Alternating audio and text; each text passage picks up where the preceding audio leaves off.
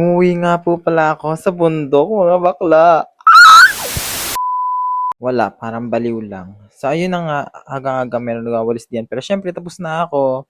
And then, maya-maya, meron dumating diyan na maraming nabili. Dinagsa kami ng mga customer for the go. Scream nga agad ang halbot nila. Bahala kayong kabagin di. Syempre, meron kami diyang mga gulay. Meron din kami diyang, ano yun, yung manok at saka pusit. Bili na kayo! Ang haro today ha. Tumigil-tigil ka diyan. So ayun, nakinig-kinig na nga lang ako sa chismisan ni Dian. Meron akong panggas dito buntis! So ayun, maisingit ko na nga lang pala. Ito nga pala yung araw kumuha din siya line skin. So hindi nakakalam niya. Hayaan nyo na lang. Ito na yung moment namin to. So after nun, kami nagluto naman ng aming kakainin sa tanghalian. Hi! Alam nyo ba guys? Naka-ang chef niyan. Kasi hindi yun marunong magluto. Traidor ka ha, nilalaglag mo ako. Parang di ka na ipagluto ng itlog ah. So ayun, habang kami nagluluto nga dumating ito si ate, pagkakagulo kung ano daw yung pinagtuturo. Sabi ko, dakotin mo na kaya ate! Dadakot! Ikaw ba yan? So nakalimutan ko, may dadating nga pala nga yung vlogger din. Siya is si Ate Alaika Colokar.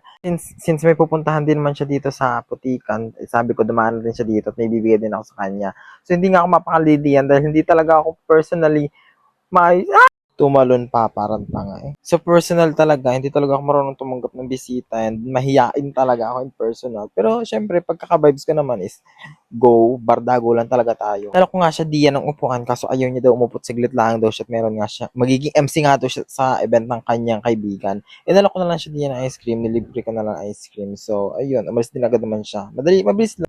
So ayun, nagpicture nga pala kami dito saglit. Sabi ko nga huwag siya mag-dice-dice sa kami masyado. Sabi ko malagkit pa ako, di pa nakakaligo. Baka sabihin niya naman siya dugyot na agad pagkarating doon. Charot! So ito na nga yun, yung gabi na kay paalis na at pauwi nga pala. Hindi ko anong vlog ito pa nga pala. Nahuli, Diyos ko po! Ang labo mo mag-vlog! Diyos ko pa! So ayun, paalam nga kami dyan si ate, naalis nga kami. Pero kami nagpatas muna din ng paninda kasi nga bagong pamili noon and syempre kailangan din namin maglinis. So inihanda na nga pala namin yung motor diyan na pinahiram sa amin ng aming kaibigan, kina Ate Kisha Badal. Thank you! Mwah! Sabi ko nga next time hindi na motor ang aming arkilahin sa kanya at sabi ko yung Lamborghini na hindi ari ito, sabi ko. Ambisyosa. Pero nakailang syempre kaya ako doon. Nabilang nyo? So yun, nasa kalsada na kami. And dumaan nga pala kami dito sa Dali, sa Bako. Saglit lang ako diyan kahit wala naman kaming pera.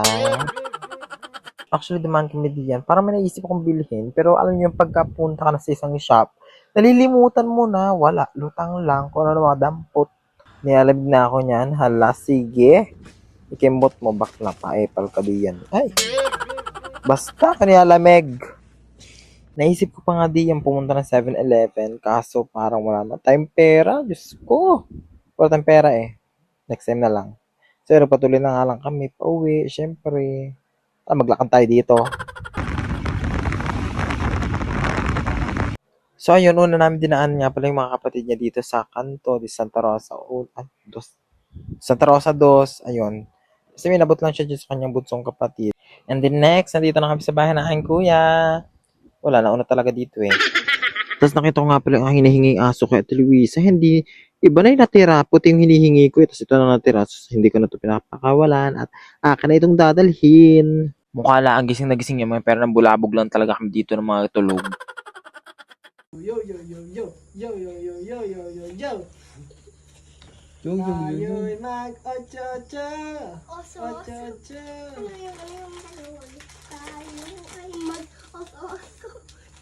Yes, manang-mana talaga sa kuya. And then, ayun, konting picture-picture sa aking kapatid na Makuto. Yes. Kailan geng-geng ka pa rin talaga. So, ayun, bali umaga na nga pala itong mga alas 3 na to at umuwi na nga rin pala kami. Hindi ko na nabidyohan yung mga pauwi, syempre. Inaantok na rin ako kasi bagong gising talaga kami dyan. So, ayun, hanggang dito na muna. Bye-bye!